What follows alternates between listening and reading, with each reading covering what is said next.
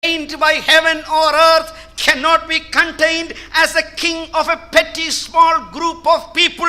He has to be the Lord of all creation. और हमारा परमेश्वर जो इतना विशाल है कि स्वर्ग और पृथ्वी में वह समा नहीं सकेगा, वह किसी एक छोटे राज्य पर प्रभुता नहीं करेगा। इसके लिए जरूरी है कि सारी बातों पर, चाहे दृश्य हो चाहे अदृश्य हो, वह प्रभुता करे और प्रभुओं का प्रभु वो बन जाए। And the third chapter of the secret lesson is this, और तीसरा बात जो इस भेद का है, that Christ is in us, the Gentiles, giving us the hope of glory. कि मसीह जो मैं और आप गैर यहूदी है हमारे अंदर है और महिमा की आशा हमें प्रदान करता है। Because God was in Christ reconciling the whole creation to himself. क्योंकि मानो परमेश्वर यीशु मसीह के द्वारा सारे जगत का अपने से मेल मिलाप कर रहा था। Therefore, this good news should be proclaimed to all nations. और इसीलिए यह शुभ समाचार सारे जगत में बताया जाना है। And that is a secret which was hidden in God, which God revealed to his holy apostles and prophets. और वह एक भेद की बात थी जो उस नियत समय तक मसीह में छिपा हुआ था, ताकि वह अपने प्रेरितों को, अन्य लोगों को बताया जा सके। Please would you look at verse 27 of Colossians chapter 1. कुलुस्सियों की पत्री पहला अध्याय उसका 27वां पद। To them God chose to make known how great among the Gentiles are the riches of the glory of this mystery. जिन पर परमेश्वर ने प्रकट करना चाहा कि उन्हें ज्ञात हो कि अन्य जातियों में उस भेद की महिमा का मूल्य क्या है, और वह यह है कि This mystery is a glorious mystery. और यह जो भेद है वह एक महिमामय भेद है। And this mystery is a wealthy mystery. और यह अपने आप में एक संपन्न, एक बहुमूल्य भेद की बात है। This mystery is about God's glorious riches revealed through Jesus. और यह वो एक बहुमूल्य भेद है जो परमेश्वर के उस महिमामय धन को जो मसीह यीशु में प्रकट होता है बताया गया है। I want to pause for a few minutes on that phrase, the riches of his glorious mystery. और वह जो पद जो मसीह की भेद जो है उसकी महिमा का मूल्य, उस पद पर मैं थोड़ा रुकना चाहूंगा। It shows the abundance of the glory of God that is revealed through this secret. और इस भेद के द्वारा जो प्रकट होने वाले उस महिमा की बहुतायत को यहाँ पर बताया गया है। We find similar expressions elsewhere in Paul's writings. पौलुस की अन्य पत्रियों में भी इस प्रकार के पदों को हम देख पाते हैं। In Ephesians chapter 1 and verse 7, इफिसियों पहले अध्याय उसके 7वें पद में we read about the wealth, the affluence, the abundance, the surpassing riches of the grace of God. और वहां पर परमेश्वर के अनुग्रह के उस बहुतायत को, उस विशालता को हम पाते हैं। In Romans chapter 2 and verse 4, रोमी दूसरा अध्याय 4 पद में we read about the riches or the kindness of God. वहां मसीह की उदारता की बहुतायत को हम देख पाते हैं। And here we read about the riches of the glory of God. और यहाँ पर मसीह की महिमा की बहुतायत को हम देख पाते हैं। In Romans chapter 9 and verse 23, रोमी 9 उसके 23 में God wants to reveal the immeasurable wealth of the riches of his glory and kindness. वहां पर परमेश्वर मानो अपनी महिमा और अपनी उदारता जिसका हिसाब नहीं लगाया जा सकता, उसको प्रभु उसको लोगों के सामने प्रस्तुत करना चाहता है। Paul tends to use this expression, the riches of God something, और पौलुस इस पदभाग को उपयोग में लेता है कि परमेश्वर की बातों का मूल्य, उसकी बहुतायत।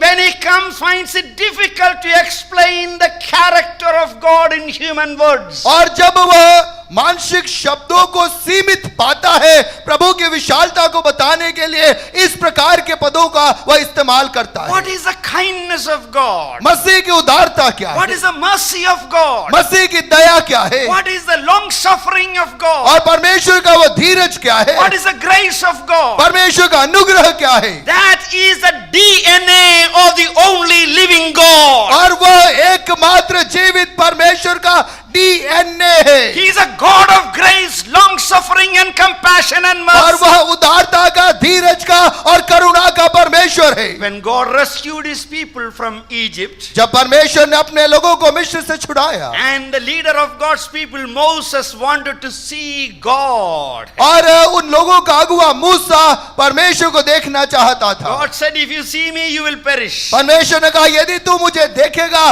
तू मर जाएगा। But God said, I will do this favor for you. लेकिन प्रभु ने कहा मैं तेरे लिए अनुग्रह करूंगा, I will hide you in the cleft of a rock. मैं तुझे एक चट्टान की दरार में छिपा दूंगा And I will hide you with my hand. और मेरे हाथ से मैं उसे छिपा कर रखूंगा। If God hides you with his hand, can you see anything? यदि परमेश्वर अपने हाथ से आपको छिपा देगा आप कुछ नहीं देख सकते, But sometimes we can see something. लेकिन कभी कभी कुछ थोड़ा बहुत हम देख पाते हैं। When I was a small boy, जब मैं एक छोटा बच्चा था there was no electricity in my village. मेरे गांव में बिजली नहीं थी And my uncle had a torch flashlight because he was in the army those days. और मेरे एक अंकल जो सेना में थे उनके पास में एक टॉर्च था, एक टॉर्च लेके हुए आए। We did not have a flashlight in my house, हमारे घर में टॉर्च नहीं था but my uncle had one. लेकिन मेरे अंकल के पास में था। When uncle comes for vacation, जब अंकल छुट्टियां मनाने आते he plays with us children. और वे हम बच्चों के साथ में खेलते। You know how he plays? आपको मालूम है वे कैसे He will खेलते? take our palm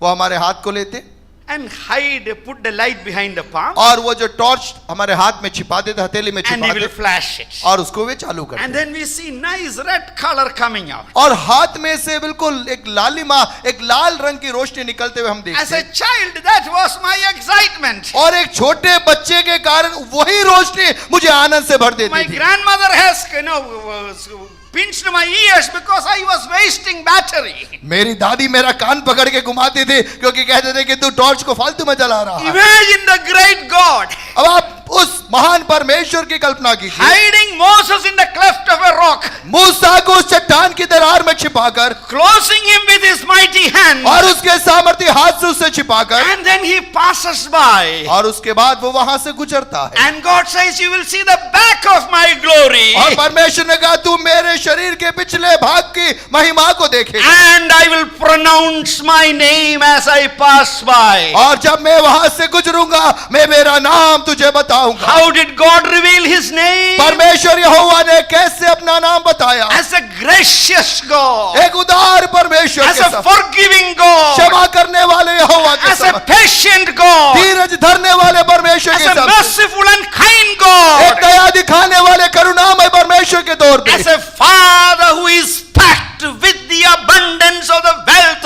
of grace and mercy and kindness and long suffering. एक ऐसे पिता के समान जो मानो एक इतना बड़ा सोता है जिसमें उदारता, दया और करुणा भरी हुई है। What is the mystery that was God's own and that was revealed? और वह कौन सा भेद था जो परमेश्वर का निज था और परमेश्वर ने स्वयं उस बात को प्रकट किया? That in the gospel of Jesus, और वह है कि यीशु मसीह के सुसमाचार में, that in the mystery of Jesus, यीशु मसीह के उस राज में in the Messiah Jesus, और यीशु मसीह के उस मसीहियत में in the kingdom of God come with power with the ascension of Jesus. और यीशु मसीह के स्वर्गारोहण में परमेश्वर का राज्य जो सामर्थ के साथ में आएगा। As all nations are brought into the family of God, और जब सारी जाति के लोग परमेश्वर के उस परिवार के सदस्य बन जाएंगे, the gospel reveals to the fullest extent the character of the living God. और उस समय सुसमाचार के अंदर उस जीवित परमेश्वर का पूरा चरित्र वहां पे मानो प्रकाशित हो जाए। God's actions reveal himself. परमेश्वर के कार्य अपने आप को प्रकट करेंगे। God's actions may bear a witness to his character. परमेश्वर के कार्यकलाप अपनी बातों की गवाही देंगे। The God of Abraham, Isaac and Jacob Abraham, इसहाक और याकूब का परमेश्वर is proving his dependability, his faithfulness as he has sent his Messiah to the world. और मसीहा को इस संसार में भेजकर वे अपनी निर्भरता को और वे अपने प्रकाशन की बहुतायत को उसके माध्यम से प्रकट This करते हैं। morning I was telling you आज सुबह मैं कह रहा था that God promised Abraham that he will bless him and in him all the families of the earth will be blessed. परमेश्वर ने अब्राहम को कहा कि मैं तुझे आशीष दूंगा और तेरे द्वारा सारा जगत आशीष को पाएगा। And how does the blessing become effective? और किस प्रकार से वो आशीष प्रभावशाली हो जाती The है? mystery history is about God making this world at peace with him. और वह राज की बात है कि परमेश्वर किस प्रकार से इस जगत का उसके साथ में एक शांति के लिए मेल मिलाप करता है। Please turn in your Bibles to Colossians chapter 1 verses 20, 21 and 22. और कुलुस्सियों की पत्री पहला अध्याय 20, 21, 22 पद निकाले। Brother will read for us. और उसके क्रूस पर बहे हुए लहू के द्वारा मेल मिलाप करके सब वस्तुओं का उसी के द्वारा से अपने साथ मेल कर ले, चाहे वे पृथ्वी पर की हो चाहे स्वर्ग में की। तुम जो पहले निकाले हुए थे और बुरे कामों के कारण मन से बैरी थे, उसने अब उसकी शारीरिक देह में मृत्यु के द्वारा तुम्हारा भी मेल कर लिया, ताकि तुम्हें अपने सम्मुख पवित्र और निष्कलंक और निर्दोष बनाकर उपस्थित करे। In Jesus the Messiah, God was making peace with the world. और मसीह यीशु के द्वारा मानो परमेश्वर जगत के साथ में मेल मिलाप कर रहा था। In the death of the Messiah, through his life poured out through the shedding of his blood, Jesus, God was making peace with humanity. मानो परमेश्वर प्रभु यीशु मसीह के क्रूस पर बहे हुए लहू के द्वारा संपूर्ण मानवता के साथ में मेल मिलाप करवा रहा Come to था। verse 21 please. 21वें पद को देखें। We were once alienated from God. तुम जो पहले निकाले हुए थे We were enemies in our mind.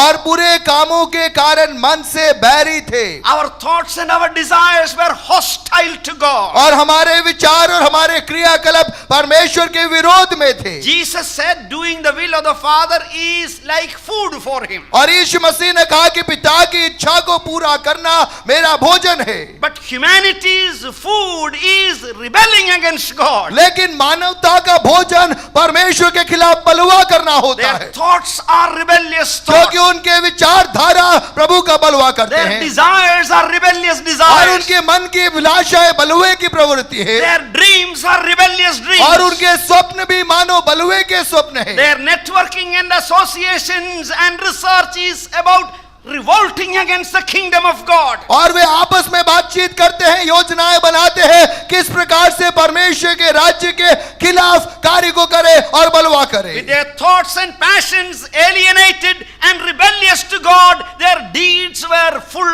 or consistently evil deeds. और चूंकि उनके विचार और चूंकि उनकी भावनाओं के अंदर परमेश्वर के खिलाफ विरोध भरा हुआ था, इस कारण से बलवे के कार्यों में वे समय को व्यतीत कर रहे थे। God in Jesus, in the death of Jesus, was making this inimical world his friends and family. लेकिन परमेश्वर प्रभु यीशु मसीह के क्रूस पर लहू बहाने के कारण इस मानवता को जिसके अंदर बलवा था, मानो परमेश्वर के साथ में उसका मेल मिलाप करवा रहा When था। Paul writes the letter to Ephesians, he was kind enough to explain these thoughts in greater detail. और पौलुस इफिसियों की पत्री के अंदर इन विचारों को विस्तार से लिखता है। Please turn to Ephesians chapter 2. इफिसियों उसका दूसरा अध्याय आप निकाले। And then we read that, reconciliation of the world to God has another dimension, reconciliation of humanity one with another. और वहां पर परमेश्वर के साथ में जो मेल मिलाप,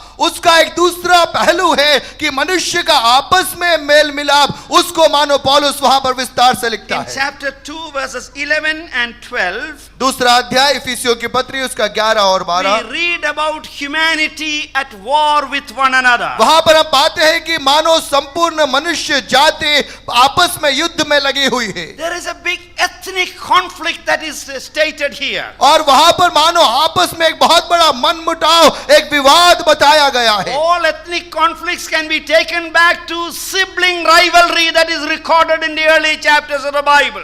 और हर आपसी मनमुटाव, लड़ाई झगड़ा, विद्रोह की भावना बाइबल के आरंभिक अध्यायों के अंदर से आप उसकी जड़ को आप ले सकते हैं। Cain and Abel, they could not get along well, and one finishes the other. हाबिल और कैन आपस में हम देखते हैं कि उनके बीच में मनमुटाव हुआ और वे एक दूसरे के सामने खड़े नहीं रह In the पाए। redeemed family of Abraham, there was a clash between Ishmael and Isaac. और अब्राहम जिसने छुटकारा पाया था, उसके परिवार में भी इसहाक और इस्माइल के मध्य में वाद विवाद हुआ। In the redeemed family, Jacob and Esau could not get on well together. और उस छुटकारा पाए हुए परिवार में याकूब याकूब और ईसाव ये साथ में नहीं रह पाए। Joseph was sold into slavery by his own blood brothers. और यहां तक कि यूसुफ अपने ही सगे भाइयों के द्वारा बेच दिया गया। What is the history of human conflict? और आज मनुष्यों के बीच में जो लड़ाई झगड़े हैं उसका इतिहास कहां है? It is an extension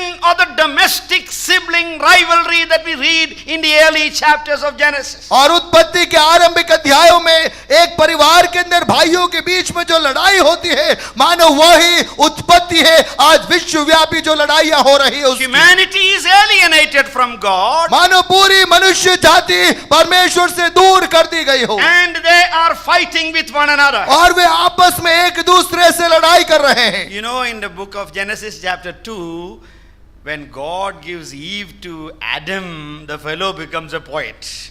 हम उत्पत्ति दूसरे अध्याय में जब परमेश्वर ने आदम को हव्वा दिया, आदम एक कवि बन गया। The first song ever written is a love song. Sorry. पहला गीत जो किसी ने गाया वो प्रेम का गीत था। And you know, Adam is the first poet. आदम पहला कवि। And they were living happily ever after, singing songs and running around the trees. और गीत गाते हुए पेड़ों के पीछे इधर उधर दौड़ रहे थे बड़ी खुशी से। You know, far better than our filmy style. They were really enjoying. आज जो फिल्मों में आते हैं उससे कहीं वास्तविक आनंद में वे लोग जीवन बिता रहे थे। And then you know, a third party enters. आपको मालूम है तीसरा व्यक्ति वहां आता है And finally, the lady listens to that voice. और हव्वा उस तीसरी आवाज को सुन लेती है। Adam loved his wife so much, he also disobeyed God. आदम ने हव्वा से इतना प्रेम किया था कि हव्वा ने उल्लंघन किया, उसको देखकर आदम ने भी आज्ञा का उल्लंघन कर दिया। Even when Eve ate the fruit, he did not challenge her. He just ate it along with her because they were such united. You know, the two shall become one. और हव्वा ने फल खा लिया, आदम ने हव्वा को डांटा नहीं क्योंकि प्रभु ने कहा था कि अब तुम दोनों एक तन हो जाएंगे। आदम ने सोचा हव्वा ने खा लिया, मैं भी खा लेता हूं। Then God comes. फिर परमेश्वर आता है। Adam, where are you? हे आदम तू कहाँ है? What have you done? तूने क्या किया? What is the poet doing? अब वो कवि क्या कर रहा है? He takes a finger and shoots God. वह एक उंगली लेके मानो परमेश्वर पर गोली चला रहा है। And then he takes another finger and shoots his wife. उसके बाद में अगली उंगली लेकर अपनी पत्नी पर गोली चलाता है। This woman, this lady, कि यह स्त्री whom you gave to me. जिसे तूने मुझे दिया। You see, domestic violence begins in the Garden of Eden. जो गृह युद्ध है अदन की वाटिका में चालू होता है। This woman, यह स्त्री whom you gave. जो तूने दिया। Poet, what happened to your poetic imagination and all? हे कवि तेरी भावनाओं का विचारों का क्या हुआ? Sin alienates us from God. पाप परमेश्वर से हमें दूर कर देता है And sin separates those whom God has united. और पाप जिन्हें परमेश्वर ने जोड़ा है उनके मध्य में दूरियां उत्पन्न कर देता है। So we live in a world divided on the basis of ethnicity and ethnic conflict. और आज हम एक ऐसे संसार में रह रहे हैं जहां में लोगों में आपस में मनमुटाव है, विवाद है और दूरियां हैं। What is happening in Sudan? Sudan में क्या हो रहा है? What was once upon a time the story of South Africa?